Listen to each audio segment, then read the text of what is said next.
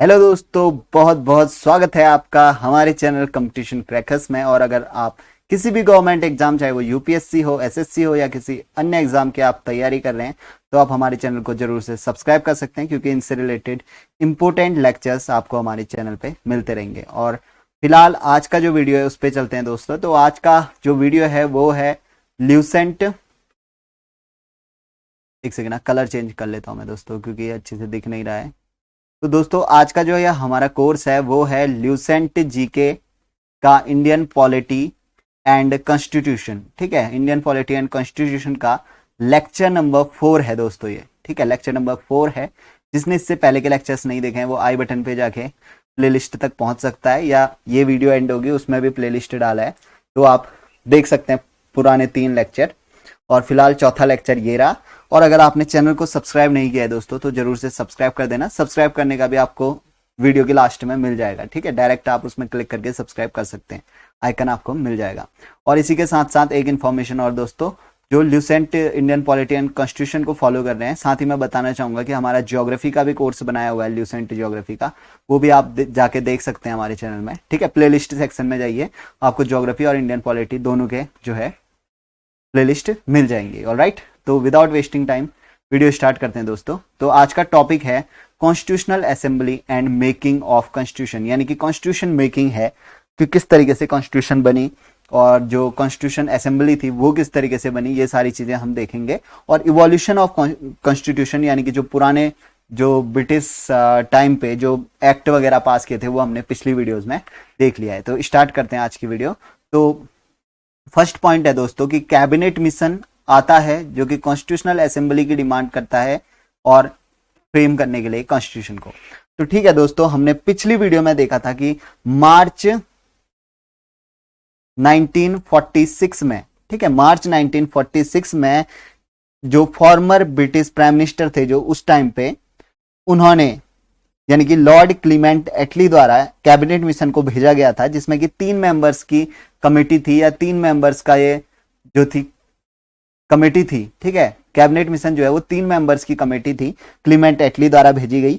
इसके मेंबर्स भी आप याद रख सकते हैं, Lord Pethick Lawrence, Sir Stafford Cripps और मिस्टर एवी अलेक्जेंडर। तो ये 3 लोग इस कैबिनेट मिशन के मेंबर्स थे। और ये कैबिनेट मिशन जो आया था दोस्तों, वो आया था to set up constitutional assembly in India, यानी कि इंडिया में एक कॉन्स्टिट्यूशनल असेंबली बनाने के लिए, ताकि एक कॉन्स्टिट्यूशन यानी कि संविधान का निर्माण हो सके। तो संविधान सभा को स्थापित करने के लिए जो है कैबिनेट मिशन को भेजा था, ताकि यहां के लोग अपने लिए एक संविधान तैयार कर सकें। ऑलराइट, अब बात करते हैं कि जो कॉन्स्टिट्यूशनल असेंबली थी उसमें मेंबर्स कौन होने वाले थे। तो जो मेंबर्स थे दोस्तों, they were elected by provincial legislative assembly, यानी कि जो प्रोविंशियल लेवल पे, ठीक है, स्टेट लेवल पे जो लेजिस्लेटिव असेंबलीज थी उस टाइम पे, हमने पहले पिछले जो हम एक्ट वगैरह पढ़े थे तो उसमें देखा था हमने प्रोविंशियल लेजिस्लेटिव असेंबली के बारे में। तो जितने भी प्रोविंसेस थे वहां की लेजिस्लेटिव असेंबली जो थी,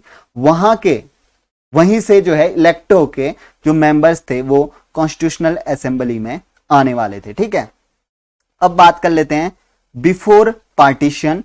तो टोटल मेंबर्स थे दोस्तों 385। तो पार्टीशन नहीं हुआ था पहले, 1946 में जो है पार्टीशन की डिमांड जो है खारिज हो चुकी थी, आपको पता होगा। उसके बाद जो माउंटबेटन प्लान आता है उसमें जो है डिसाइड किया जाता है इसका। तो कैबिनेट मिशन में कोई भी ऐसी जिक्र नहीं था कि पाकिस्तान को अलग किया जाएगा। तो इसीलिए पार्टीशन से पहले टोटल मेंबर्स 385 मेंबर्स को जो है इसमें इलेक्ट किया गया, जिसमें कि इंडियन स्टेट से 93 थे और ब्रिटिश प्रोविंसेस से 292। अब इसमें इंडियन स्टेट दोस्तों ऐसे राज्य थे जहां पर जो है ब्रिटिश का कंट्रोल नहीं था पूरी तरीके से, और प्रोविंसेस या ब्रिटिश प्रोविंसेस वो स्टेट्स थे जहां पर पूरी तरीके से ब्रिटिश अथॉरिटी चलती थी। ऑलराइट, ये आपको क्लियर होना चाहिए। तो टोटल 385 मेंबर्स थे बिफोर पार्टीशन।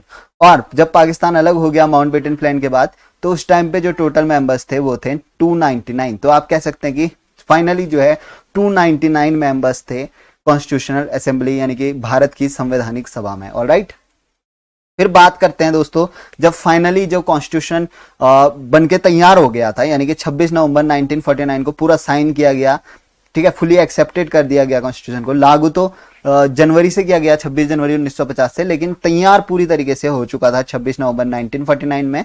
तो इसमें अप्रूव्ड हो चुका था और इसमें जो साइन करने वाले मेंबरों की संख्या थी 284, ठीक है। तो 284 मेंबर्स ने इसको साइन किया था, बाकी टोटल मेंबर्स थे 299 और 284 ने इसको साइन किया था। अब कुछ लोगों ने नहीं किया साइन, ठीक है। अब वो कुछ भी कारण हो सकते हैं, कोई बीमार था इसलिए नहीं आया हो सकता है, या कुछ ऐसे कारण कि किसी को ये चीज नापसंद रही हो इसलिए ना आया हो। तो जो भी कारण था 284 मेंबर्स जो थे वो प्रेजेंट थे और उन्होंने वहां पर जो है साइन किए थे, ठीक है, फाइनली।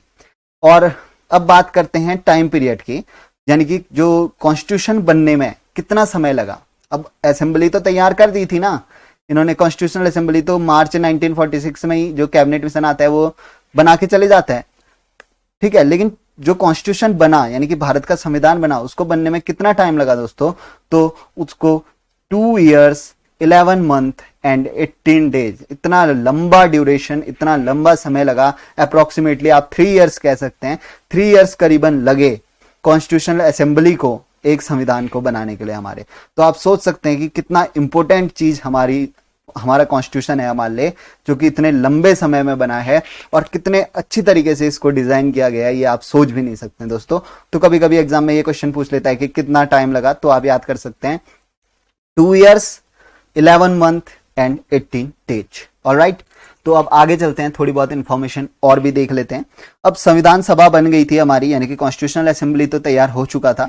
तो सबसे फर्स्ट मीटिंग जो हुई थी दोस्तों वो हुई थी 13 दिसंबर 1946 को। तो 13 दिसंबर 1946 को ऑब्जेक्टिव रेजोल्यूशंस को मूव कराया गया फर्स्ट सेशन में पंडित जवाहरलाल नेहरू द्वारा, ठीक है। तो पंडित जवाहरलाल नेहरू ने क्या किया कि ऑब्जेक्टिव रेजोल्यूशंस को जो है मूव कराया असेंबली में, और जो ये ऑब्जेक्टिव्स रिजोल्यूशन ये यहां पर मूव कराया था, इसको फाइनली पास किया गया या एडॉप्ट किया गया 22 जनवरी 1947 को। तो इसमें बहुत सारी डिबेट डिस्कशन हुई इस ऑब्जेक्टिव्स को लेके, और फाइनली इसको पास करा दिया गया या एडॉप्ट कर लिया गया इस ऑब्जेक्टिव रिजोल्यूशन को। अब ऑब्जेक्टिव रिजोल्यूशंस के ऑब्जेक्टिव्स क्या क्या थे वो देख लो आप, ठीक है। इस रिजोल्यूशन के ऑब्जेक्टिव्स क्या क्या थे, तो पहला ऑब्जेक्टिव था written constitution and proclaim India as sovereign democratic and republic. तो सबसे पहला तो कि जो हमारा कॉन्स्टिट्यूशन होगा, जो ये संवैधानिक सभा यानी कि कॉन्स्टिट्यूशन असेंबली कॉन्स्टिट्यूशन डिजाइन करेगी, वो रिटन फॉर्म में होगा, ठीक है। तो रिटन कॉन्स्टिट्यूशन हमें मिलने वाला था। उसके बाद इंडिया को एज ए सोवरेन डेमोक्रेटिक और रिपब्लिक कंट्री दिखाना था, ठीक है। तो फिर तो ये था पहला ऑब्जेक्टिव इसका। सेकंड ऑब्जेक्टिव था फेडरल फॉर्म ऑफ गवर्नमेंट, यानी कि संघात्मक जो फॉर्म कहते हैं, ठीक है, फेडरल फॉर्म। तो फेडरल फॉर्म की यहां पर बात की गई कि सारी पावर सेंट्रल के पास नहीं होगी, स्टेट्स में भी जो है पावर का डिस्ट्रीब्यूशन होगा, यानी कि एक बैलेंस डिस्ट्रीब्यूशन होगा between central and state. This is called federal form of government. आगे हम देख लेंगे ये, ठीक है। तो फेडरल फॉर्म ऑफ गवर्नमेंट की बात करी गई। थर्ड है guarantee and secure justice, equality, freedom of expression, believe, faith, worship.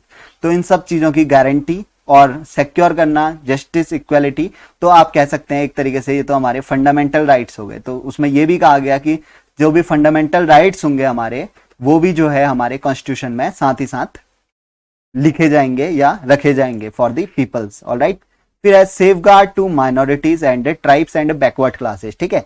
यानी कि जो माइनॉरिटीज हैं और ट्राइब्स हैं, बैकवर्ड क्लासेस हैं, उनके लिए कुछ स्पेशल फीचर्स डिजाइन किए जाएंगे ताकि उनको सेफगार्ड मिल सके, वो भी जो है रेस में आ सकें, ठीक है। तो इस तरीके के सेफगार्ड की बात की गई थी ऑब्जेक्टिव रिजोल्यूशंस में।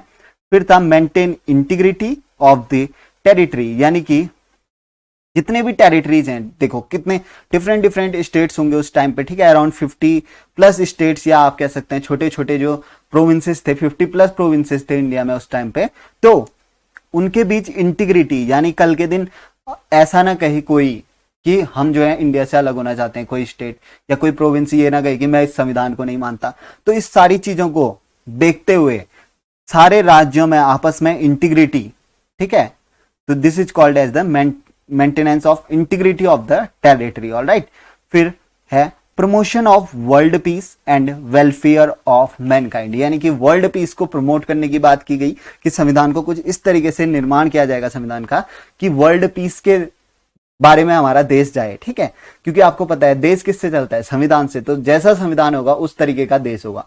तो संविधान किसको प्रमोट करता था, वर्ल्ड पीस को और वेलफेयर ऑफ मैनकाइंड को। ऑलराइट, फिर है attain honoured place in the world, यानी कि इंडिया को इस तरीके से हम आगे रिप्रेजेंट करेंगे, इस तरीके का हम बनाएंगे, इस तरीके के रेगुलेशंस रूल सेट करेंगे कि इंडिया को जो है एक ऑनर्ड प्लेस मिले वर्ल्ड में, ठीक है, जो कि हमने अटेन कर भी ली थी कुछ ही टाइम पे, ठीक है।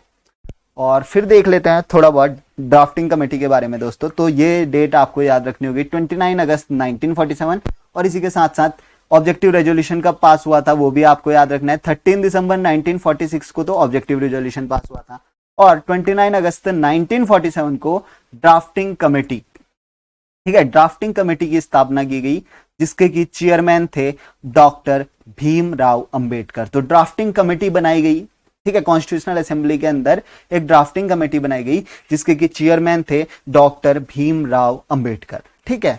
अब ये कमेटी क्यों बनाई, this was to scrutinize the draft of the text of constitution prepared by the constitutional advisor B.N. Rao। अब देखो किस तरीके के वर्ड यहां पर यूज किए गए हैं, स्क्रूटिनाइज करने के लिए, ठीक है, किसको स्क्रूटिनाइज करने के लिए, जो ड्राफ्ट तैयार किया गया था B.N. राव द्वारा, ठीक है। तो पहले ही जो ड्राफ्टिंग कमेटी के बनने से पहले ही एक ड्राफ्ट जो है B.N. राव, जो कि एक ICS ऑफिसर थे ब्रिटिश टाइम पे, तो उन्होंने एक पहले ही जो है कॉन्स्टिट्यूशन का ड्राफ्ट तैयार करके रखा हुआ था, आधा अधूरा ड्राफ्ट था उस समय वो।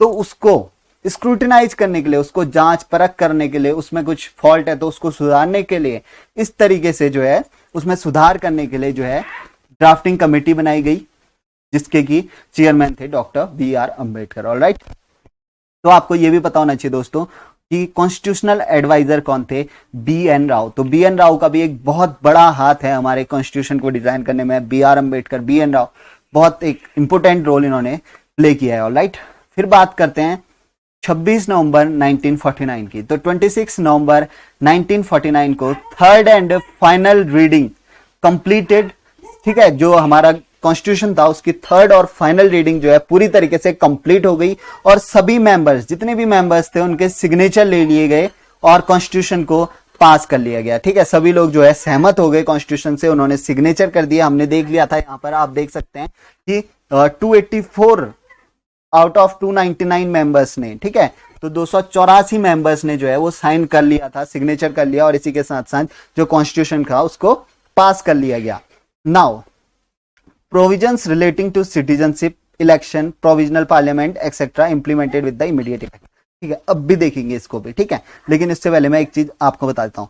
26 नवंबर 1949 को कॉन्स्टिट्यूशन तो पास हो गया, लेकिन लागू कब से हुआ, यानी कि कॉन्स्टिट्यूशन केम इनटू फोर्स कब से हुआ, वो हुआ 26 जनवरी 1950 से। 26 जनवरी 1950 से जो संविधान था वो लागू हो गया। अब पूरा देश जो है उस संविधान के हिसाब से चलने लगेगा, ये चीज था, ठीक है, सारे के सारे प्रोविजंस, ठीक है। अब देख लो यहां पर क्या है, तो 26 जनवरी 1949 को पूरा संविधान तो फोर्स में नहीं आया, लेकिन जो कुछ प्रोविजंस या कुछ रूल्स थे जो कि रिलेटेड थे सिटीजनशिप से, इलेक्शन से, प्रोविजनल पार्लियामेंट से एक्सेट्रा, तो ये जो मेन चीजें थी उनको इमीडिएट इफेक्ट में उसी दिन से लागू कर दिया गया।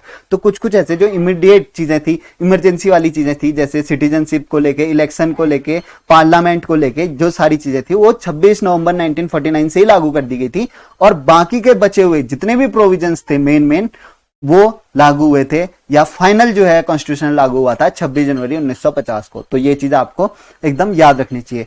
और इसी के चलते दोस्तों 26 नवंबर को जो है संविधान दिवस यानी कि कॉन्स्टिट्यूशन डे मनाया जाता है। क्यों? क्योंकि यहां पर देखो आप कि पास हुआ था उस दिन 26 नवंबर 1949 को, और इसी के साथ साथ ये जो है ये बनाना शुरू किया है दोस्तों 2015 के बाद, कॉन्स्टिट्यूशन डे यानी कि संविधान दिवस बनाना शुरू किया है 2015 के बाद, क्योंकि 2015 में 26 नवंबर 2015 में 125th बर्थ एनिवर्सरी थी ऑफ डॉक्टर भीमराव अंबेडकर। तो इसी के बाद जो है इनको श्रद्धांजलि अर्पित करने के लिए या इनको ऑनर देने के लिए जो है वो 26 नवंबर को कॉन्स्टिट्यूशन डे बनाया जाता है हर साल। ऑलराइट, तो ये सारी चीजें हैं इसकी। तो आज की इस वीडियो में हमने इतना सारा चीजें देख लिया दोस्तों। तो एक चीज मैं आपको और बताना चाहूंगा दोस्तों, यहाँ पर देखो हमने कहा कि 299 मेंबर्स थे, तो आप सोच सकते हैं दोस्तों कि किस तरीके से, किस रेशियो में जो है वो प्रोपोर्शन में, किस प्रोपोर्शन में जो है इलेक्टेड रिप्रेजेंटेटिव्स को वहां भेजा गया होगा। तो 10 मिलियन के लिए एक पर्सन को वहां जो है भेजा गया था कॉन्स्टिट्यूशनल असेंबली में इलेक्ट करके। और इसी के साथ साथ हर जो मीन्स आप कह सकते हैं हर क्रीड, हर कास्ट और हर बैकग्राउंड के लोग जो है वहां पर कॉन्स्टिट्यूशनल असेंबली में मौजूद थे, जिसके कारण जो हमारा कॉन्स्टिट्यूशन है वो आज इतना, आप कह सकते हैं कि इतना सुपीरियर कॉन्स्टिट्यूशन हमें जो है वो प्रोवाइड किया by the members of constitutional assembly. ठीक है, तो बहुत अच्छा जो कॉन्स्टिट्यूशन है वो हमारे पास तैयार करके मिला। और जो मेन रोल आप कह सकते हैं, वैसे तो सभी का मेन रोल था, लेकिन BR अम्बेडकर और BN राव, इनका जो है ड्राफ्टिंग में बहुत ज्यादा रोल था। तो ये चीज आप याद रखना दोस्तों कि ड्राफ्टिंग कमेटी के चेयरमैन और कॉन्स्टिट्यूशनल एडवाइजर ये BN राव, ये याद रखना। और आप चेयरमैन ऑफ कॉन्स्टिट्यूशनल असेंबली, उसके जो चेयरमैन थे वो थे डॉक्टर राजेंद्र प्रसाद, उससे पहले सच्चिदानंद सिन्हा। तो ये सारी चीजें भी आपको, ये तो खैर वन लाइनर में भी कवर हो जाएंगे दोस्तों। तो ये सारा चीज था आज की इस वीडियो में। अगली वीडियो में हम देखेंगे important committees of constitutional assembly and there member. और फिलहाल आज की इस वीडियो में इतना ही देखते हैं दोस्तों। आई होप ये वीडियो आपको पसंद आई होगी। अगर वीडियो पसंद आई है तो जरूर से इसको लाइक कर देना और शेयर कर देना इसको अपने और भी दोस्तों में, और सब्सक्राइब जरूर से करना दोस्तों। आप लोग सब्सक्राइब नहीं करते हैं, फिर जैसे ही नेक्स्ट वीडियो आती है आपको पता ही नहीं चलता है, तो जरूर से सब्सक्राइब कर देना। और इसी के साथ साथ बेल नोटिफिकेशन भी जरूर से दबा देना। और कोई कमी पेशी आपको वीडियो में लगी होगी तो आप कमेंट में बता देना। और वीडियो ना पसंद आई है अगर किसी को, तो आप डिसलाइक भी कर सकते हैं। तो उस रेशियो में हम देखेंगे, लाइक डिसलाइक के रेशियो में, कि आगे वीडियो कितनी जल्दी लानी है, कितनी देर में लानी है, या कोर्स को यहीं सेट करना है। ठीक है, ये सारा चीज डिसाइड होगा आपके लाइक डिसलाइक रेशियो से। तो इतना ही आज की इस वीडियो में था दोस्तों। Thank you for watching the video. Thank you.